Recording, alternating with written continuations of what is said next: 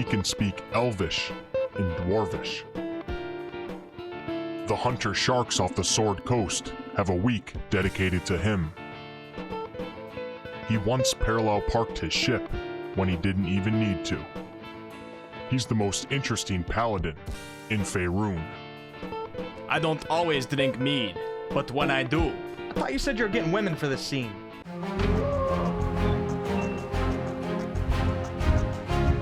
Welcome back. In today's video, we're going to go over your character background choices in D&D, which most, if not all, will carry over to Baldur's Gate 3. So what is your character's background and how does it affect the game? Well, every story has a beginning, and I don't think anyone is playing their character straight out of their mother's womb. So your character's background reveals where you came from, how you became an adventurer, and your general place in the world. Your fighter might have been a courageous knight, your wizard a highly intelligent sage, your paladin a captain of a ship, or your rogue might have even been some sort of entertainer commanding large audiences. But why does this matter apart from the general lore of the game? Well, choosing a background in Baldur's Gate 3, like in D&D, will most likely give your character more proficiencies, possibly allow them to learn new languages, and it also might affect your starting equipment. Gaining proficiencies in skills and tools could play a big role in your overall success, so you're not going to want to choose blindly. Now keep in mind, guys, that we have not seen everything pertaining to player backgrounds implemented into the game yet. Backgrounds themselves are definitely going to be a choice, but we do not know how far and deep Larian will take them. If they just turn out to be nothing but descriptions of where your character came from, then some of the things in this video will not matter, but so far it seems that Larian is trying really hard to implement as much as they can relating to the 5e handbook. From the gameplay reveal of Baldur's Gate 3, we see 10 available background choices, while in the D&D handbook there are 13. Whether this is just because the game is still in pre-alpha and Larian hasn't completed them yet, or if there will only be 10 choices on the official launch, we do not know. We also do not know if customizing a background will be possible or not. So there's 13 backgrounds in the player handbook, and it's safe to assume that the 10 shown in this version of the game are from this list of 13, and many of them have actually been 100% confirmed. So we're going to go over each of these 13 available in D&D, so you can at least get an idea as to which background you might want for your character. Let's get right into it. Acolyte. You have spent your life in the service of a temple to a specific god or pantheon of gods. You act as an intermediary between the realm of the holy and the mortal world, performing sacred rites and offering sacrifices in order to conduct worshippers into the presence of the divine. Being an acolyte might bring benefits to you and your party, such as if you come across a temple, shrine, or other established presence of faith, you and your party might receive free healing, or if you remain in good standing with the temple you used to serve, that temple may serve as a place of residence for you, allowing you to get a safe, long rest. Benefits like these, however, are hard to predict as to if Larian will implement them into the game or not. As an acolyte, you will gain skill proficiency in insight and religion, and learn any 2 languages of your choice. Also, whether languages will be a big part of Baldur's Gate 3 or not, we do not know either. And as for starting equipment, if Larian decides to follow the player handbook, you will start with a holy symbol, a prayer book or prayer wheel, 5 sticks of incense, vestments, a set of common clothes, and a pouch containing 15 gold pieces. Charlatan. A connoisseur of underhanded deals, prone to exaggeration and more than happy to profit from it. You have always had a way with people. You know what makes them tick. You can tease out their heart's desires after a few minutes of conversation, and with a few leading questions, you can read them like they were children's books. You know what people want, and you deliver, or rather promise to deliver. Whether cheating at games of chance, forging documents, falling in love too easily, or being too greedy for your own good, charlatans are not to be taken lightly. As a charlatan, you will gain proficiency in deception and sleight of hand. You will have tool proficiencies in disguise kits and forgery kits. For starting equipment, you may spawn in with a set of fine clothes, a disguise kit, tools of the con of your choice, and a pouch containing 15 gold pieces. It's really going to be interesting to see how far Larian takes these backgrounds. Criminal. A magnet for trouble and daft hand at slipping the law. Criminals survive by their underworld connections. You are an experienced criminal with a history of breaking the law. You have spent a lot of time among other criminals and retained those contacts. You have survived up to this point by flouting the rules and regulations of society. As a criminal, you might know how to get messages to and from your contacts, even over great distances. And if that's implemented into the game, it sounds like it could be very useful. You'll be proficient in deception and stealth, and for tools, you will have proficiency in one type of gaming set, as well as thieves' tools. Entertainer. You thrive in front of an audience. You know how to entrance them, entertain them, and even inspire them. Your poetics can stir the hearts of those who hear you, awakening grief or joy, and laughter or anger. Your music raises their spirits or captures their sorrow. Your dance steps captivate, and your humor cuts to the quick. You might even have turned the art of combat into an entertaining spectacle by being a gladiator. Whichever techniques you use, your art is your life.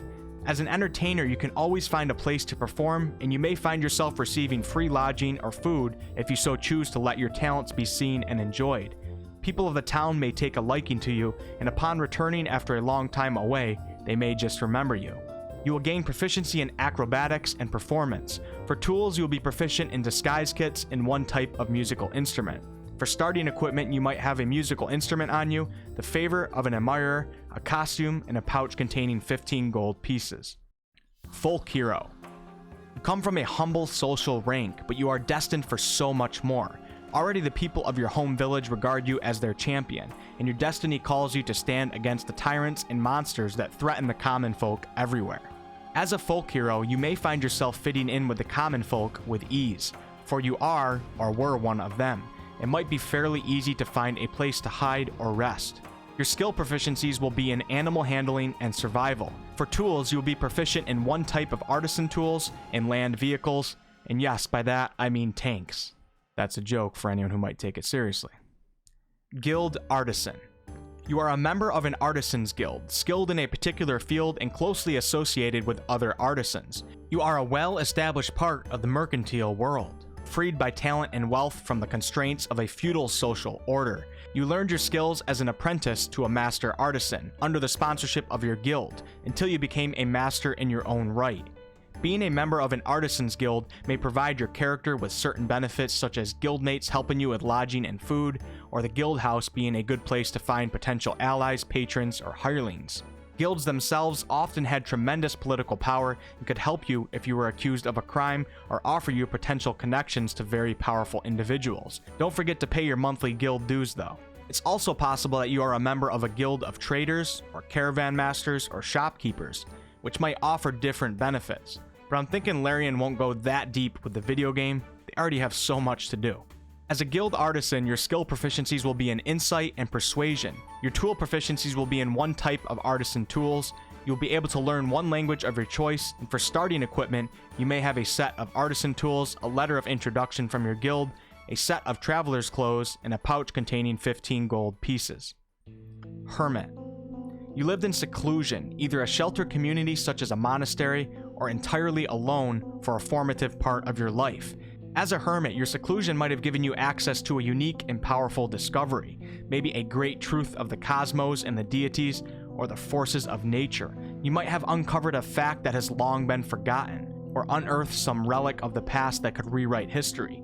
You will gain proficiency in the skills of medicine and religion.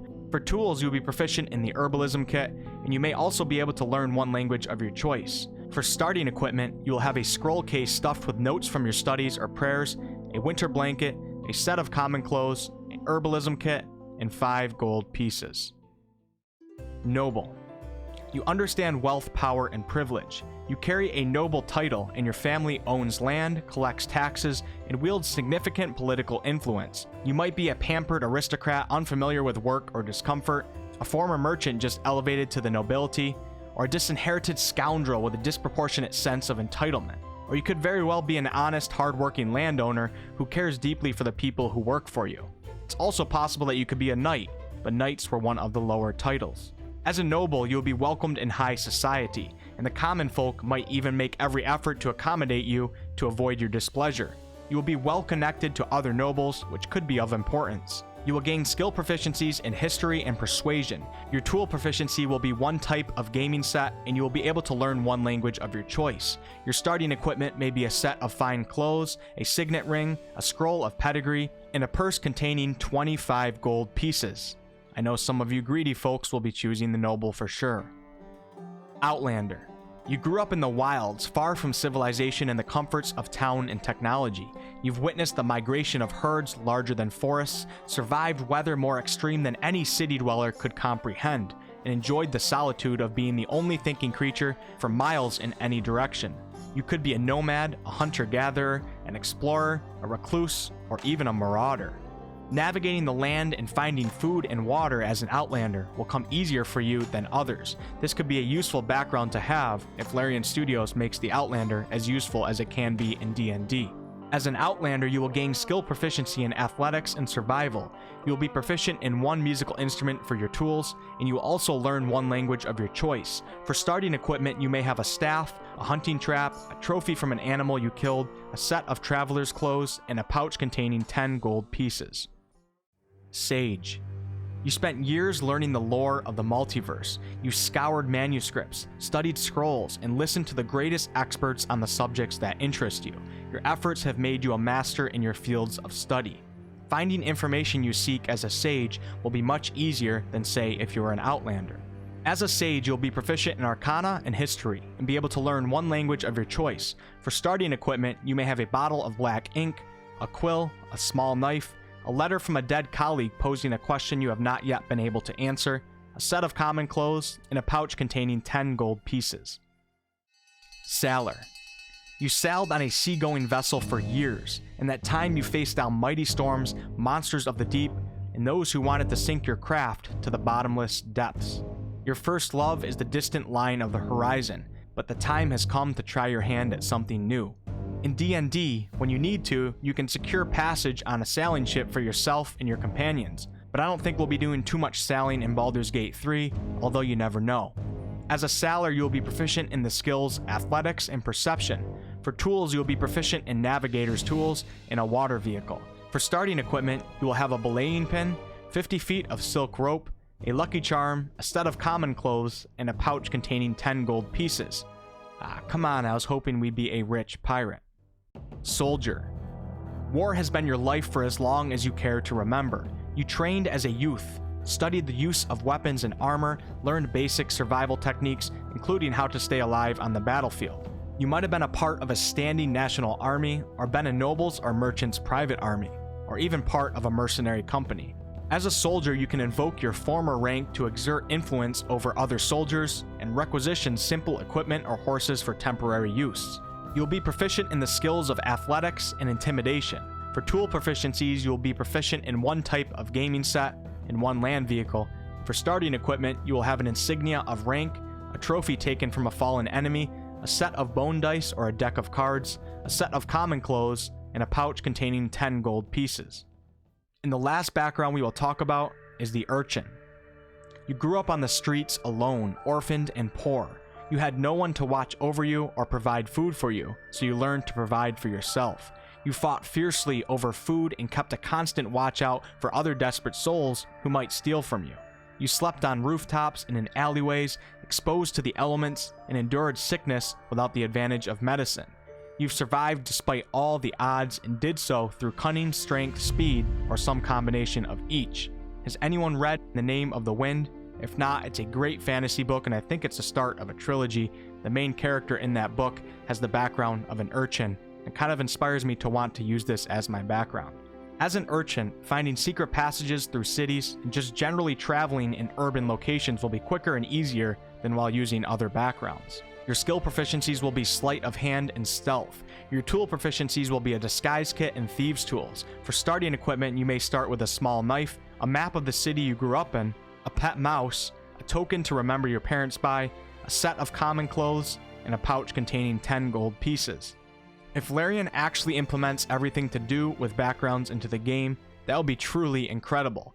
Now that we've gone over 13 of them in the player handbook, hopefully you guys have an idea as to what you might want your backstory of your custom Baldur's Gate 3 character to be. Right now, I'm thinking sailor, urchin, or folk hero. As we get updated with Baldur's Gate 3 information, I'll be sure to update these videos to reflect new accurate information. Thanks so much for watching, guys. If you guys enjoyed the video, please like, comment, and subscribe. It's a huge help to my videos. I do all sorts of gaming content on this channel, ranging from comedy videos to live streams to game reviews to product reviews, etc. And I would love to see some of you guys on a future video. Many more Baldur's Gate 3 content on the way. Until next time.